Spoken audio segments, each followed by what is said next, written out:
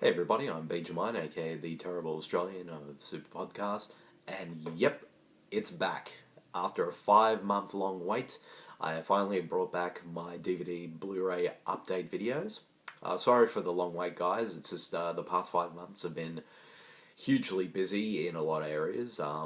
When I had to, in between the last video and now, I sort of had a couple of things that come up which I couldn't do these videos, for example, and also I had to save money around that time for a bunch of sort of big events that were happening around that time. Like I had a couple of conventions I had to go to, I had to go away a few times, also had a Bucks party to attend as well, and also had to pay off bills, and as well as pay rent, and also for when I had to go on my trips, I had to pay for plane tickets as well. So I had to sort of save money during that time, especially for the first 3 months or so because of all those things. So hence why I haven't done any DVD Blu-ray updates in the last few months.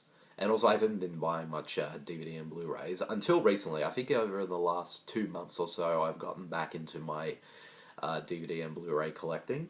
So I have a ton of stuff to talk about.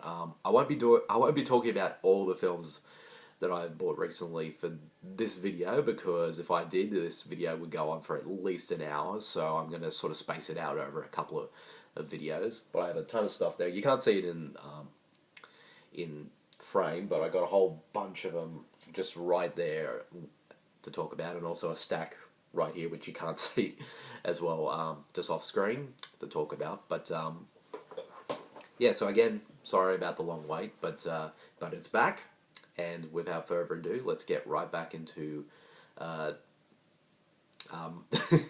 into these what I bought recently on DVD and Blu-ray. So first up, I have a bunch of Blu-rays to talk about that I recently bought in JBHiFi's buy two get one free deal, which is pretty cool. So I bought a bunch of stuff there. So to begin with, so which ones did I get? Well, I got, first up is Spaceballs. This is the 25th anniversary edition. I used to watch this film all the time as a kid, and I absolutely loved it. I haven't seen it for a long time actually, but it's definitely a film that I really look forward to rewatching again very soon. And also it's also a bit sad as well because recently comedian Joan Rivers, who actually does the voice of Dot Matrix in this film, recently passed away. So, which is very sad, but she did a really good job in this film. But everybody was hilarious in this film, and it's not one of Mel Brooks's best parodies, but it's still definitely very entertaining, and it's one I definitely look forward to checking out again. Now, next up, it is, hold on one second. This one, it was a rebuy because I originally had this on DVD. Actually, a couple of the movies I'm going to be talking about for this video are actually, some of them were rebuys, which I upgraded from DVD to Blu-ray. And the first one that I'll be talking about is The Blair Witch Project. Definitely, without a doubt, one of the scariest horror films I've ever seen. It's definitely in my top 5 favorite horror films of all time. I just think it's fantastic. It's really creepy, really scary, and it's just got some fantastic performances from the three leads.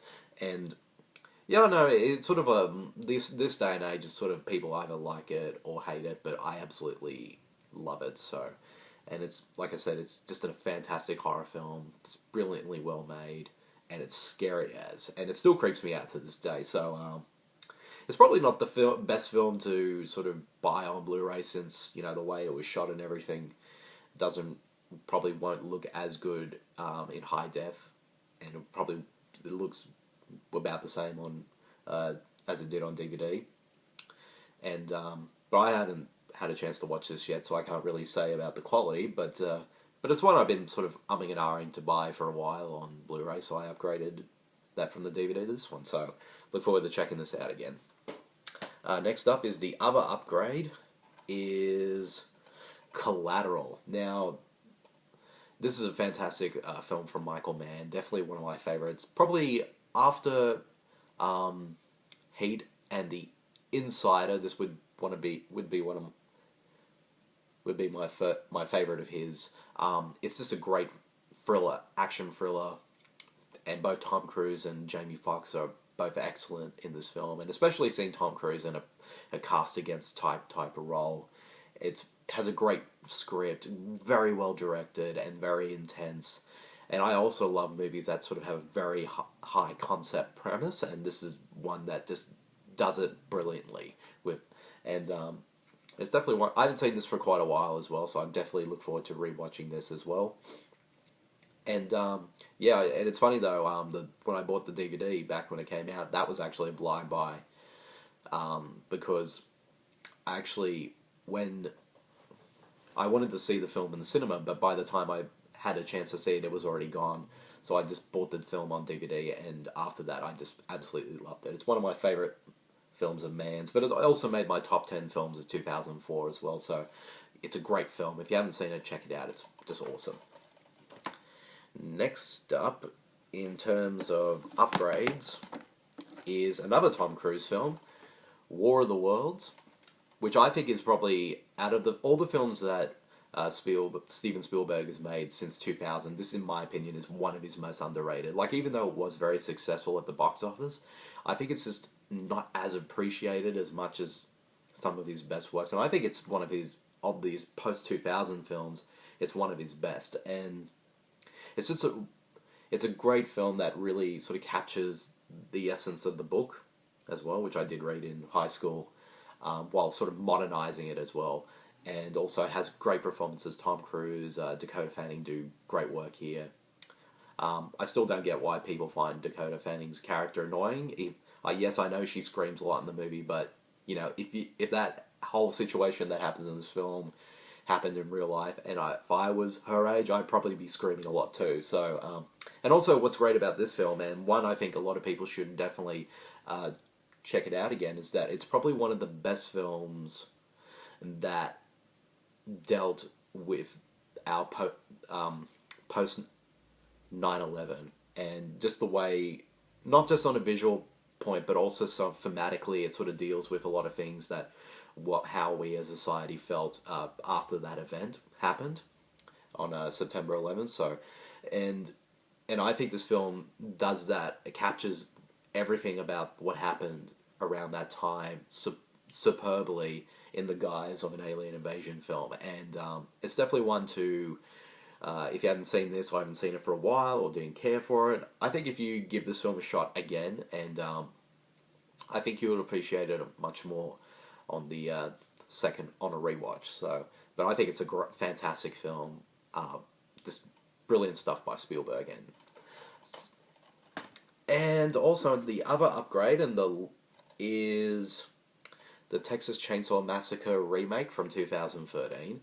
I think the original 1974 film, was it 73, 74? Sorry, I'm forgetting at the moment. 74, sorry. The original is a masterpiece of horror. There's no question about it. It's a brilliant made horror film, one of the best horror films ever made. And I can understand why people hated the remake, but I actually think out of all the remakes that have been made, horror remakes that have been made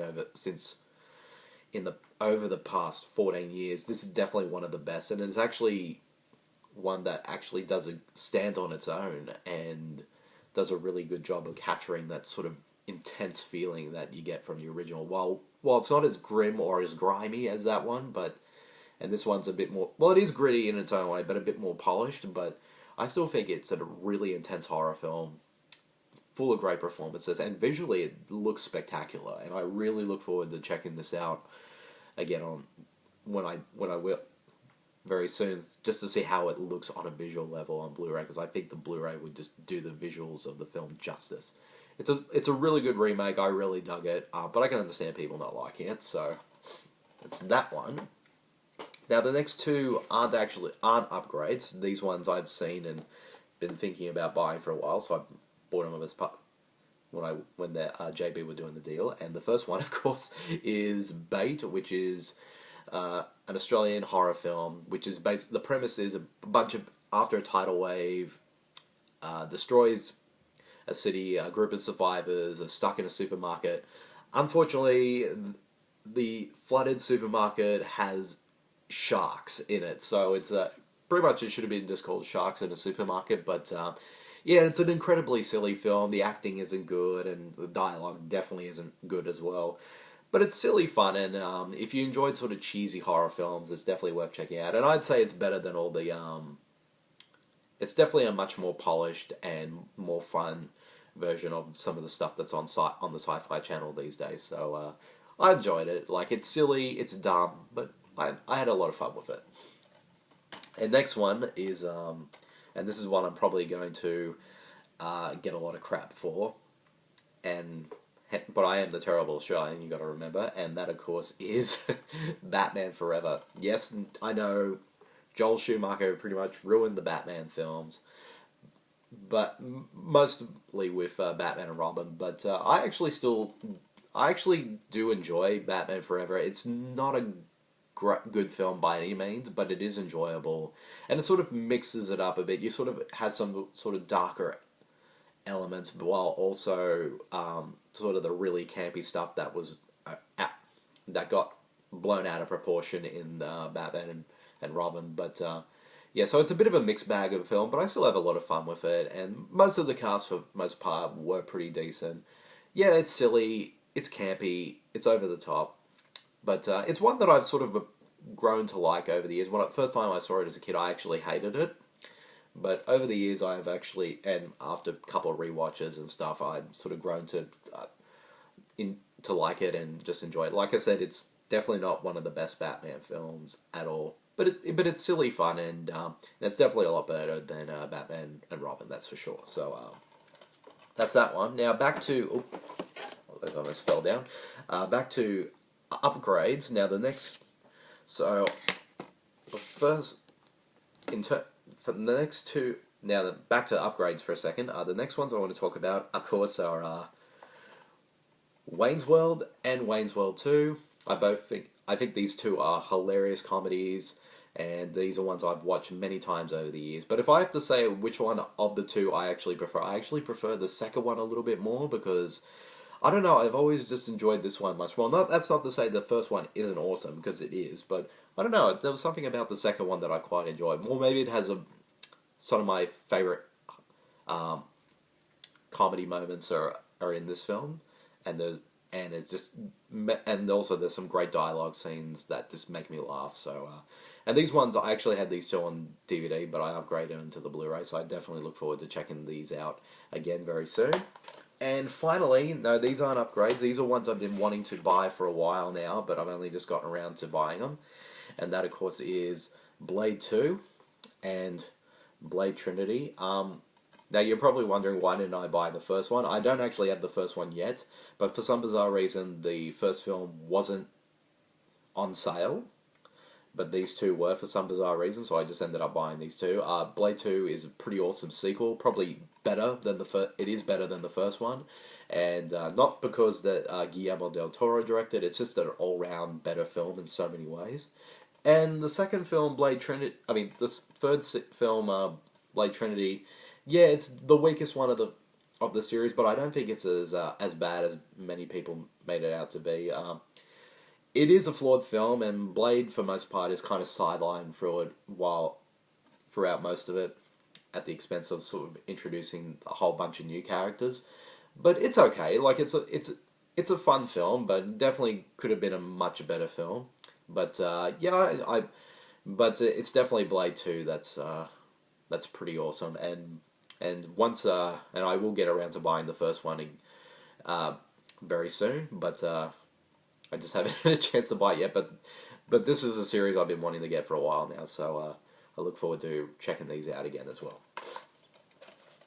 Alrighty, that's the end of this 10th edition of my DVD Blu-ray updates. A bit rusty when it comes to talking about my DVD and Blu-rays, so I hope you forgive me for that. But look out very soon for my 11th edition, which I have tons more DVDs and Blu-rays to talk about. Some from here in Australia, some are overseas. So we have I have tons of stuff to talk about. So, but until then, you'll have to wait for that one. So I'll try to get that one, the 11th edition, online sometime within the next couple of days. So keep a lookout for that one, and I'll see you guys later. See everyone. Bye.